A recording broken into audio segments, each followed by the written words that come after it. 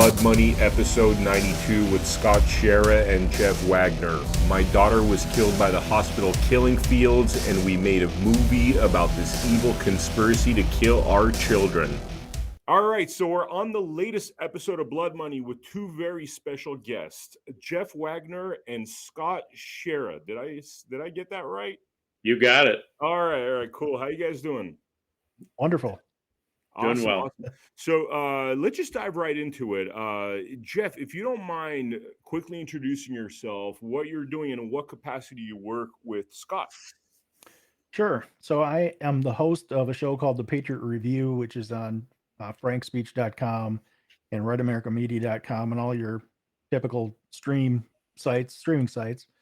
And back in 2022, I had Scott on that show to talk about what happened to his family and his daughter Grace. And since then, I've attended some of the rallies that he has had, and Scott asked me to actually help him and work on this documentary telling this story.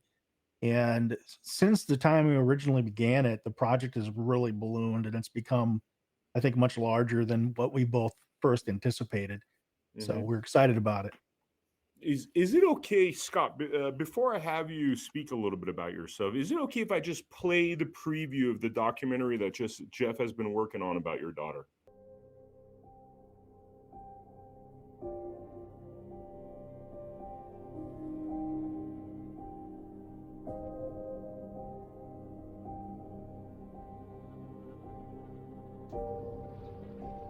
After we watched our daughter Grace die on FaceTime, I immediately felt that I needed to go to the hospital, even though I was still pretty sick. And I met Jessica and our pastor there. And while we were in the room, Jessica and I let us spend a few moments just with Grace alone. And it was just the horrific sight to come upon was the fact that our daughter Grace was now gone. The emotions that came over the top of our minds and just our physical bodies were just unbelief. We took her BiPAP off because it was still on. This was hope and prayers that somehow she wasn't really gone. And as soon as we did that, the color of Grace changed. And we had to accept that she was truly gone. Not one person stepped foot in that room. How can you do that? How can you allow an innocent person, a child, she's only 19 years old, die in front of your eyes? You don't do that. If you're human, you don't do that.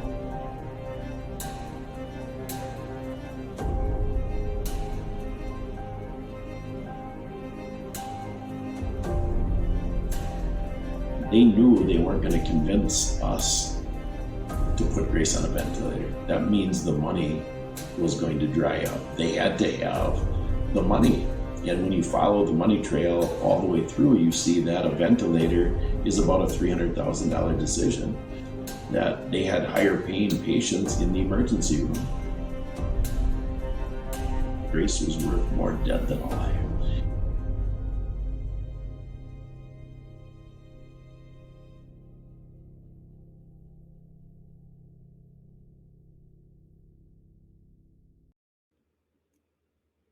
Wow, that's incredibly powerful. I mean, if I could have a word before you talk, Scott, about this documentary. I mean, it seems as though having done, we're up to 88 episodes of this podcast, Blood Money, and we consistently expose stories about conspiracies, controversies, and corruption. And it seems as though all of our industrial complexes in the United States, not just the medical industrial complex, but all of our industrial complexes are really geared towards the destruction of people over a financial amount. Now, we in this preview talked about the ventilators, how this child was worth more to the system dead than alive because of the $300,000 incentive. Then you look at organizations like CPS, our family law industry, where literal price amounts are put on the destruction of children, that this institutionalized destruction of children actually makes these court systems a lot of money. And I just see essentially an entire variety of industrial complexes that are geared towards our destruction. And I just wanted to make that point because watching a very powerful preview about what happened to Grace, I'm sad to say, but it's happening across our industrial complexes on an industrial level now. So anyway, excuse that rant, but I just felt like I had to make that point. Scott, tell us, introduce yourself. Tell us a little bit about what happened to you and your family. Well, I'm having a hard time hearing you. I wonder if I should go out and come back in. You're frozen right now. Oh, I am? Oh, okay. Is Jeff, are you experiencing the same issue? No, both you guys are good. All of a sudden you just opened up again. Okay. So I did hear what you said about the medical industrial complex. I mean, no doubt that that's true. And it's way bigger, of course, as you noted, other than it's infiltrated all of our society. We've been programmed to believe things that are complete lies. And it starts with the American dream that we're free. Well, we're not free at all. And, I didn't know any of this until Grace died. I've become awake. And Jeff met me as I was waking up, and I don't know that anybody can be totally awake. And he's right on. This project got substantially bigger, and it's because Grace's story has got so big. I've been on about 500 interviews now. We filed a lawsuit on April 11th, the first of its kind. And so the story has gotten so big, and the documentary expanded because of all the different people that I've met through this process of sharing the story. And it's, I'm humbled to be used like this. I can hardly believe it's happening in our country. I mean, it's people who are not awake have a hard time believing what we have to say. For the last 3 years, I know that our group has been going to great extents to let people know what's been going on, especially since this COVID jab started. And that seems to have been part of this depopulation agenda from, after having spoken to 20-something frontline doctors, they all say the same thing, that this jab is destructive, and people's eyes are starting to open. And what we're noticing is that now that people on a wholesale level are feeling sick, they're going through their 9-to-5s, not feeling themselves, having noticeable damage to their health, people are starting to open their eyes and they're becoming curious about this. And it seems as though you, through your experiences with what happened to Grace, went through this eye-opening experience as well. What did it feel like to realize that in our country, people are actually incentivized to cause damage to the population for financial gain? A lot of the points took me a couple of weeks just to percolate through my head. And now that I am on the other side of it, what it feels like is interestingly different, because what I see now that I am doing this full time is that most of the people who are in this movement, I don't think they believe how bad it really is. They seem to be certainly on the medical freedom side of the scale, but this is terrible. I'm in the hospital murder lane, to be blunt. That lane has not been exposed yet. And, this film exposes that lane. Hardly anybody knows that this is even happening. This has been happening for decades. That's what I've uncovered. This has nothing to do with COVID. This agenda has been around for a long, long time. And as Jeff is very well aware, it got codified with Obamacare on March 23rd of 2010. Nobody reads Obamacare, but I challenge anybody listening to pull it up, Google Obamacare, or brave it, whatever you want. It's 974 pages long. Read section 1553, which is page 141. Read it. It will change your life, because all of a sudden you'll see that we were the first. We're always the first. Our country is always the first with evil. And then we point our finger to everybody else. We project sin like no other country in the world. We're those naughty Canadians with their medical assistance in dying program. We had medical assistance in dying way before the Canadians. We invented it. And we codified it in Obamacare, and it's right there for the review. I mean, when you read that page, it changes your whole view, because you realize they put it in writing and are implementing it and have been implementing it for decades. My daughter was taken out because of that agenda, not because of COVID. Right. Wow. Yeah, and if I could just step in just a second here, the whole euthanasia movement, that was a big thing in the 1920s and 30s. It was huge. There were a lot of famous people, and I have a clip of Bernard Shaw, or George Bernard Shaw, who was a playwright, right? And he's talking about how if people are useless, they should be terminated. They don't need to exist if they're not contributing. And so Scott's right. Who determines that? That's the problem. And do you remember the part. meetings that they had publicly about Obamacare? And the Republicans around the table were saying they're going to have death committees, right? They're going to have these boards that decide who lives and dies based on their value. And of course, everybody shunned those folks and laughed at them. But here we are today in the exact situation that they were warning about. Wow. Now, you said, Scott, that this has been going on for years. I mean, it's definitely become very apparent with the killing fields, the hospital killing fields of COVID-19, how, remdesivir, all the different systems that ultimately resulted in death for so many. I mean, it's become very clear. But what do you mean when you say it's been going on for decades? Could you please elaborate as to what's been going on for decades in regards to the hospital killing fields? So if you just process this just in terms of Obamacare, so that's decades just with Obamacare. So we'll start with that, and then we can go backwards. So Obamacare was put into law March 23rd of 2010. The impetus behind Obamacare was euthanasia. In fact, the chief architect of Obamacare was Ezekiel Emanuel. In 1996, he said, services provided to individuals who are irreversibly prevented from being or becoming participating citizens are not basic and should not be guaranteed. So that is all of us someday will be non-participating citizens. And when that day arrives, whatever for us to decide, because there's people smarter than us that get to decide that. Of course, I'm saying that tongue in cheek. Then once we become non-participating citizens, we don't deserve health care. Okay. So you start with that. So that man is the key architect of Obamacare. So it's no surprising that page 141, section 1553 documents the euthanasia, mercy killing, and assisted suicide. It's right in the document. It says that is how they're going to kill us.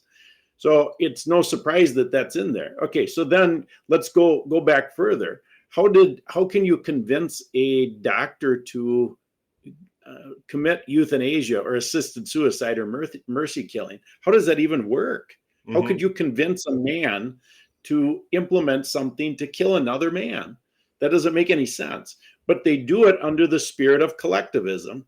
So collectivism means the good of the mass versus individualism, the good of the individual. And they lied to us by implementing the Hippocratic Oath many, many decades ago to get us to believe in a document. These doctors have to sign the Hippocratic Oath. A doctor wrote me just last week. He said, Scott, I want to remind you, we never have had to sign the Hippocratic Oath. The Hippocratic Oath was put in place to get the population to believe we're following individualism when in fact we're following collectivism. So then what they do is they do training documents so that these guys' consciences get seared. And an example of a training document we found, my daughter Grace had Down syndrome. So of course, my research started with Down syndrome. One of the training documents we found with Down syndrome, and this spirit of collectivism has been going on way before Obamacare. And the excuse they use, is that it's financially impossible to maintain the system of Medicare and Medicaid.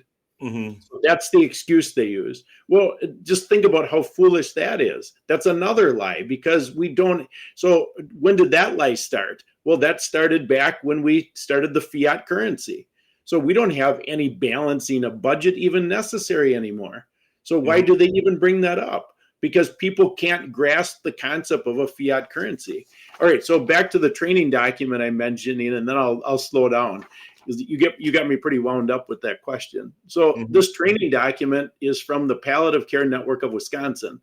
Jeff and I are from Wisconsin. Grace is from Wisconsin. So just put your state in here. This is written by 2 MDs. This is to train doctors and nurses about how to handle patients with Down syndrome. It's called Palliative Care for Patients with Down syndrome. They don't say anything positive. They introduce Down syndrome as problem after problem after problem. So the first title is Causes of Morbidity and Death in Down syndrome. So they list about 40 problems Down syndrome people can have: sleep apnea, dental issues, cardiac septal defects, thyroid dysfunction, blah, blah, blah. So why do they list all those problems? Well, the reason they list those problems is they are setting up the doctor to use the excuse of collectivism to take this group of the population out. So their transition statement says this: the lifelong toll on families is high. So when you read that litany, if you don't know anything about people with Down syndrome, you think, oh my gosh, why would any family want somebody that has Down syndrome? These are just problems, right? So the lifelong toll on families is high. The lifelong toll on our family of having Grace was fantastic. She made us a better family. She made me a better dad because she just loved the way God intended. So then they say part of a robust plan of care includes acknowledgement of this toll by healthcare workers. So the healthcare workers are supposed to acknowledge that these families don't want the Down syndrome child. All right. So now they set the stage for the kill. I mean, this is right in the published document. It says, whenever possible, decision makers, that's the doctors, for people with Down syndrome should be encouraged to use substituted judgment, their judgment, to make key palliative care decisions. All efforts should be made to determine the preferences of the patient. However, because of lifelong cognitive impairment, the views of the person with Down syndrome may not be known. Just process that insanity. I know the view of every single person with Down syndrome on the entire planet. They want to live just like I want to live, just like you want to live, them, and just like Jeff wants to live. Why does a Down syndrome person? They talk nothing about. Makes no sense. That they talk nothing about the child's capacity to love, being a loving creature, nothing emotional. It's all detachment.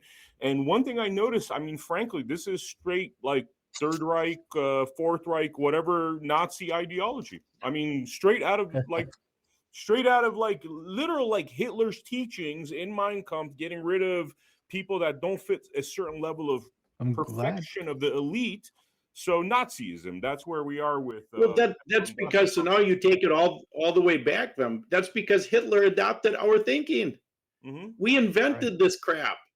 We invented eugenics in the United States. Hitler adopted from us. And then we pulled the chief architect still working for Hitler through Operation Paperclip back in the United States. So that's why I can say this has been going on for decades. And when it's convenient to play on people's emotions and say, oh, look how bad Hitler is. He was killing, people that were not in vision of his perfection, the Aryan, perfect image in his eyes. I mean, they made him out to be a bad guy because of that. But our system is essentially using the same techniques. And as you're saying, we invented this stuff. Hitler was a hero. I mean, Charles Lindbergh loved Hitler. He went to Germany to visit him before all the deaths started happening. And this film, I'm glad you brought him up, because there's a lot of films that are out there right now that deal with a piece of this overall problem. This Breaking the Oath is the only film that I'm aware of that brings us all together in a worldview, and we make direct parallels. We have Vera Sharav, who's a Holocaust survivor, is one of the guests on this program, on this movie, and she makes direct parallels, seeing what's happening in America today and what was happening back when she was a little girl in Nazi Germany. And really, when you start comparing them, it's literally shocking, because it wakes you up just in thinking about that and going down that path. So that's one of the things that the documentary, I mean, the guy that's behind me on the screen, he is more dangerous and a more evil person than Dr. Mengele was, who was famous for his experiments on twins and children. The difference And by the way, do you mind between if I pause you right there? Because, Yeah, sure. people are going to listen to that statement, some people, and they're going to say, oh, right-wing conspiracy theorists and all that stuff. But the numbers alone, I mean, when you look Right. at, how many people were murdered in World War II, right? If you look at the gypsies and the Nazis and, About 12 million just on the 12 German million. side. So what we're looking at right now, according to a lot of these frontline doctors, is potentially up to 1 billion dead Well, within the next keep in 24 mind, months. keep in mind that Mengele, I mean, he had a very limited number of kids that he killed. Mhm. And he sent people to the gas chamber. But this guy that's behind me, Mengele looked people in the eye and did it. This guy doesn't care. He's right now there's 7 million deaths around the world in COVID and only going up. So what's the difference between those two? This Mhm. guy, in my opinion, that's behind me is much worse.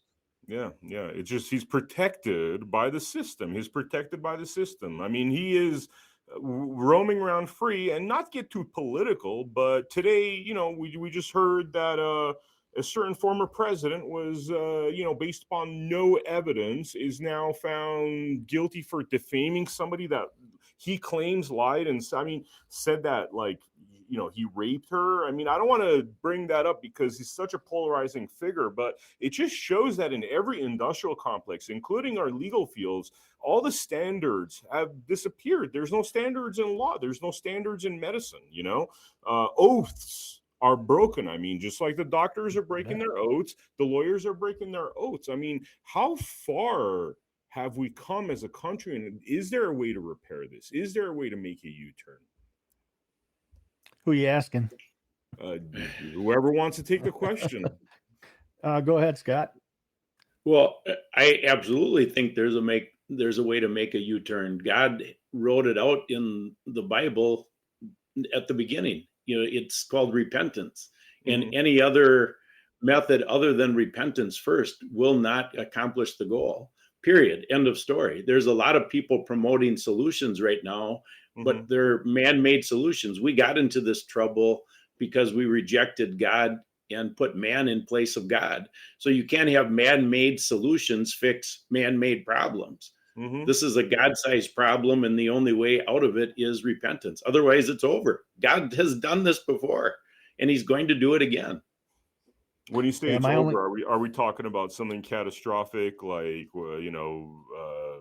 that we've seen over and over again in the Bible, the wrath of God, so to speak? Or are you talking about it's over, like our country's over, there's no future here? I think the wrath of God is at the doorstep if we don't repent. That's where I see it. I mean, I think we are clearly in the days of Noah. We have evil being called good. We have good being called evil. We have, in the days of Noah, the Nephilim had infiltrated the entire population. So God had to eliminate the entire population other than Noah and his family in order to keep the seed pure so that Jesus could come. And so what is the goal of these elites? I mean, they have the sustainability agenda. Of course, we got to manage the population. We've got to manage the planet. That seems, they're a wolf in sheep's clothing, of course, with that. But their real agenda is transhumanism. So transhumanism is really the same thing. We're not going to have any pure human seed.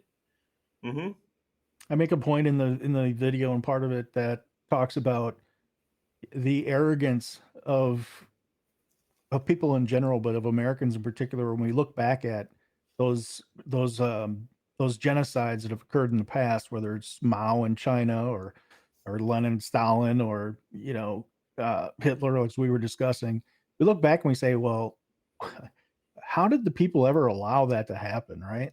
And to me, that is the only thing that I need to add on to Scott's point about, can we turn it around? Well, we got to stop tolerating stuff.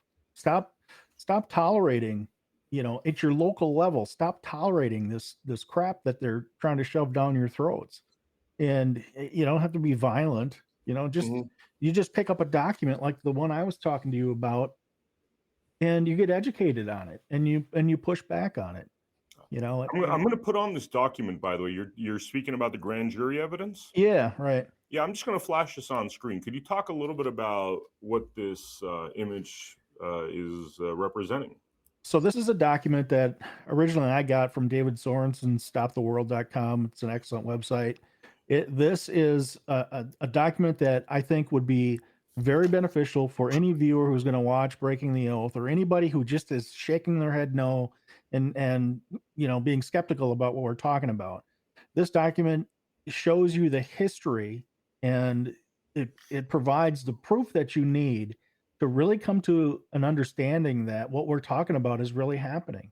This document is the equivalent to Mein Kampf was, if only the Germans would have taken that seriously when he said he was going to kill all the Jews, right? This document shows that this whole situation that we find ourselves in today is deliberate, it's planned, and it's being executed. And the whole COVID thing, the vaccine, all that they're just spider web strands, and overall web that includes all kinds of other things like the environmentalism and how crushing what they want to do to our societies in the name of environmental fascism, basically. So that document has 120 individual links that source everything that's said in there, and it's just indisputable. It's evidence, and you can go to the website America First Productions and go to Breaking the Oath, and you'll see under Breaking the Oath, you'll see evidence, and you can download that document. Yep. And we've done quite a few Blood Money episodes. For anybody out there that has even a smidget of doubt, you should watch some of these doctors talk about what has happened to our population, because it is without a doubt population controlled. It's Holocaust, genocide. Frankly, the worst genocide or Holocaust in the history of humankind. There's never been numbers of this kind. I mean, we're talking about 7 million, but when you talk about all these people dying because of the jab, the buildup of spike proteins, heart attacks creeping up a year, 2, 3 years later.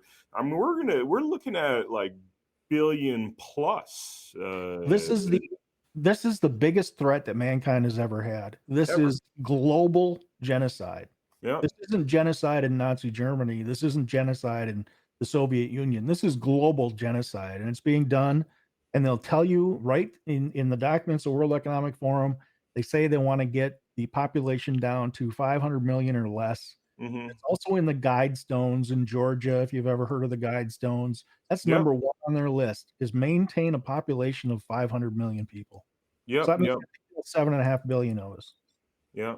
7.5 billion people. Wow. Jeff, this hasn't been an easy process for you, because while you've been making this documentary, I mean, you've had health issues. Could you tell us a little bit about the process of making this documentary and some of the challenges that you're dealing with just on a personal level to see it through? Well, I originally I was in corporate America, as I was talking to you before the show here.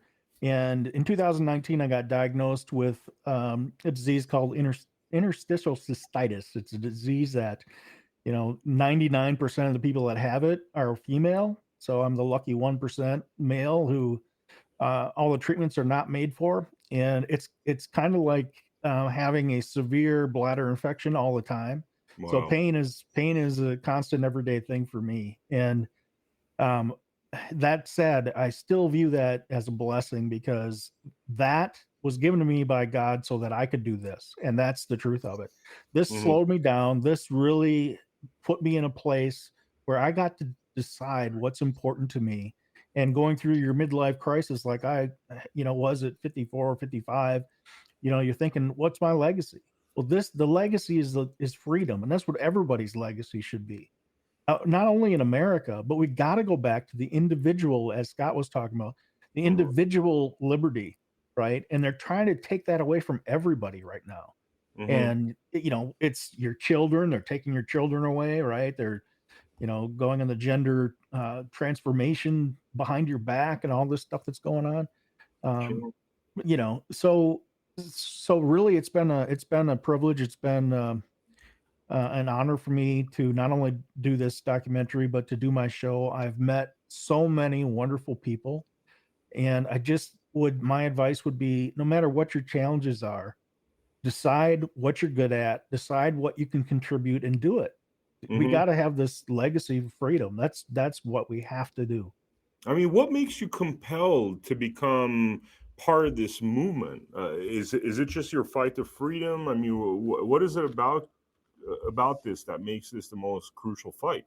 Well, I fully believe in the idea of America, and if you have children, you know, when you put your head on your pillow at night, the last thing that you want to think of is my kids are going to be enslaved and they're going to have terrible, miserable lives because some elitist Nazi Exactly. thinks that they know better. And, you know, and so that's my motivation. I just really believe that people should be free. They should be able to pursue their dreams. They should be, you know, pursue happiness, right? The pursuit of happiness. It's just our government needs to, pardon me, get the hell out of the way and let people pursue their happiness. Yeah. Scott, so who are you before all this happened, and how would you describe yourself now? Yeah, well, I was a business owner that worked way too many hours. I was motivated to have the business survive my death so that it would take care of my daughter Grace and my wife Cindy after I was gone. So I've been a business owner for over 30 years. Thank God I developed heart disease about 6 years ago, or I was diagnosed with it. It took a long time to get it to that point. But then 6 years ago, I started training my guys to run the business. And so now, so the transition was fairly easy. I am doing this full time. And so I've become a full-time advocate researcher. God knew that it was going to put a fire in my belly to do this. And he set this up 6 years prior so that my guys can run the business and the business can take care of this project that we're working on. This project is this whole thing. We have 18 billboards up. We're filed a lawsuit. All of that takes a fair amount of cash flow to be able to do all that. But, that's what I do now. So before I would have said, I describe myself as a businessman who had I was a conservative with a healthy distrust for the government. Now I would say that I am an advocate, and I completely think our government is totally corrupt, both parties. I think they're all in on it. And I think that, it is time. The only way out of this is for people to wake up. Think through how easy, like Jeff said, if people just stood. So when they demanded masks, if everybody said, screw it, we're not wearing masks, it would have been over. Mm-hmm. But no, they didn't. And then when people were told you had to get the jab to keep their job, say, no, we're not doing that. That would have been over. You have to wear a mask to get on an airplane. No, we're not doing it. I mean, it would have shut the airlines down. So then they would have had to retreat from these crazy draconian positions. But they saw how easy it was to take, the masses by far. I mean, the masses agreed with all this. This crazy shot. Think through that. Right now, anybody can read the Brooke Jackson filing. Brooke Jackson filed the False Claims Act against Pfizer. Read it. It says it was never a vaccine. But then our government, so you read that document, then you see they're still promoting the 18th jab. You have Chelsea Clinton as of 2 days ago going out there and saying that every baby should be vaccinated when they know this kills children. I mean, they're especially good at killing people. Say you're not a pile of evil crap when she has access to this information, but she is essentially promoting the manslaughter, the murder of children. At least that's the way I look at it. Well, they're in the practice of using fear, which is, again, one of the key tools that has been used throughout history.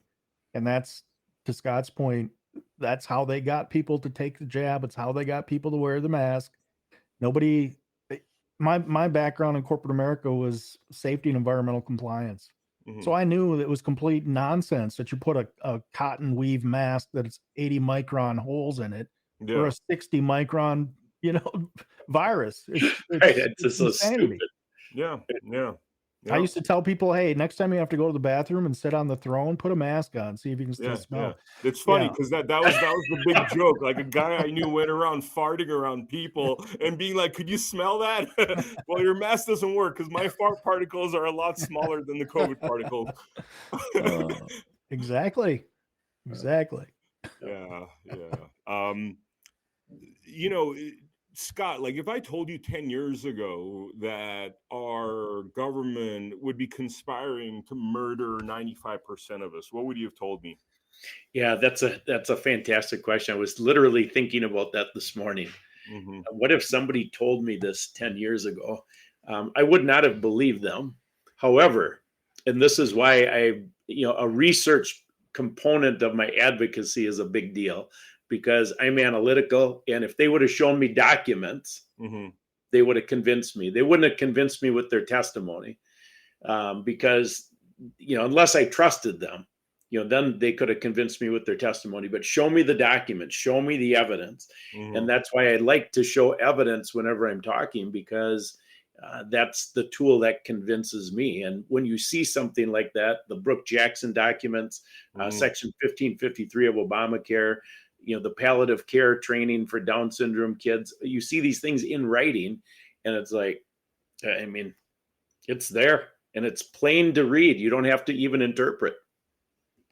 Yeah, unbelievable stuff. I mean, I just think to myself, when you talk about these agendas and, eugenics and all of that, something like 60 million Black kids have been aborted. Not jumping to the, topic of abortion, but it's similar because they're talking about similar depopulation agendas. And you wonder, how many Martin Luther Kings were in there, how many wonderful, intelligent people. It's like these outliers that you least expect that rise up to the challenge and become leaders and great people, right? And how many of those did we lose because of this wholesale corruption? Because essentially this agenda to murder massive portions of the population. Jeff, what are your hopes for the documentary? I mean, what happens next? I think you were saying that on May 22nd, you have your premiere. May 21st, we have a private event theater premiere. May 22nd is the public release. Mm-hmm. May 22nd is also the release of a director's edition version that has more footage and back behind the scenes stuff. My hope for this is that it's impactful and that it convinces people to do their own studying and that they listen to what Scott just said and look at that evidence and decide for themselves that they need to stop worrying about, the small things in life, as people say, the first world problems, because we have a lot bigger problems right now. And everybody needs to step up and do their part in it. The last thing I'll say about the documentary is that there are 43 other families that that their loved one died in a similar manner to how Grace died.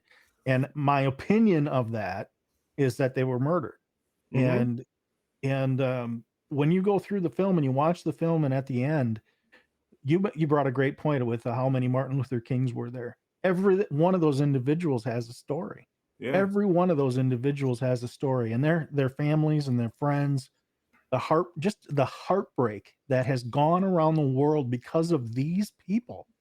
It should infuriate every decent person on the planet. Yeah. The enemy is within. I mean, enough talking about Hitlers and Stalins when the Hitlers and Stalins are here today, right now in action, and never again is complete BS, because look how easy it is. I mean, think about it this way. It's like this was a virus that doesn't even do that much damage. What happens when something truly damaging comes? In a way, a lot of people, assume that this was just a testing ground. Let's see how this kind of relatively benign virus, and I'm talking in regards to COVID-19, let's see what that does to the people. And then what happens when something that actually kills 5% of the population comes out. I mean, it's really scary stuff, how easy it is to have people give up their freedoms. We saw it with the Patriot Act. We're seeing it right now. Is there anything in closing, Scott and Jeff, that we didn't talk about that you'd want to mention or discuss?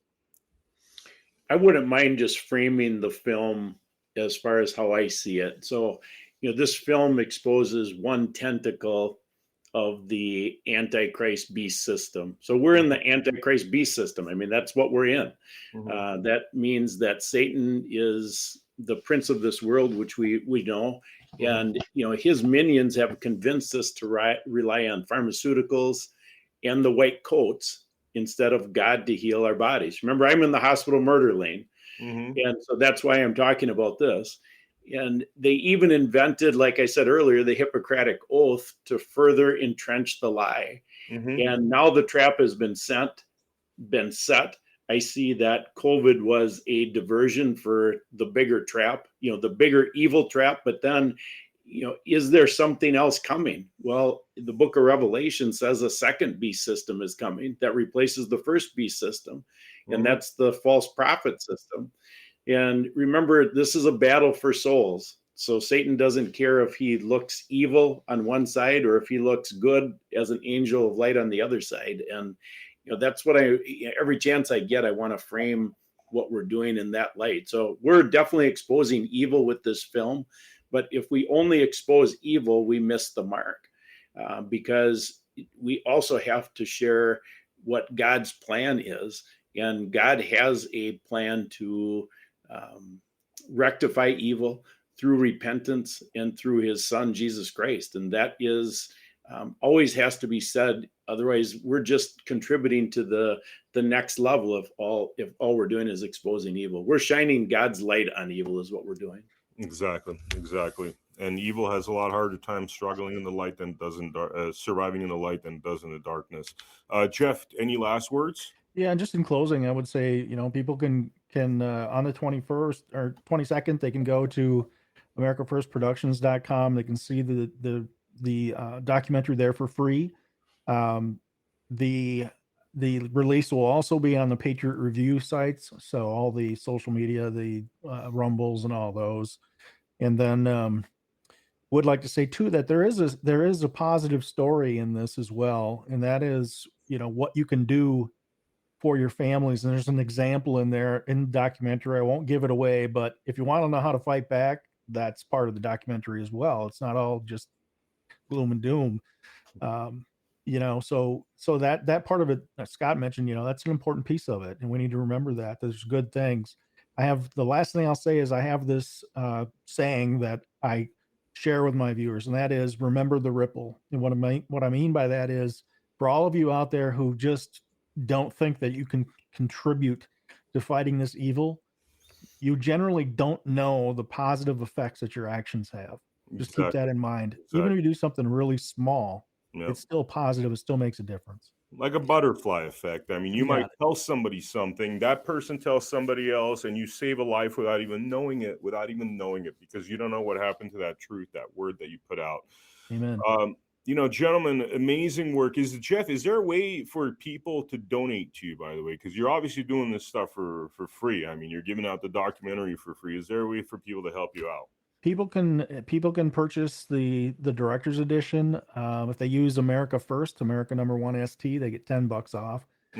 So you can check that out. And I have a donate button on both redbloodedpatriots.com, which is my Patriot Review show website, and then America First Productions, which is on the bottom of the screen there. I'd appreciate anything anyone can give, and if anybody has ideas for following up and really exposing more of this stuff, I'm always open to helping people out as well. Yeah.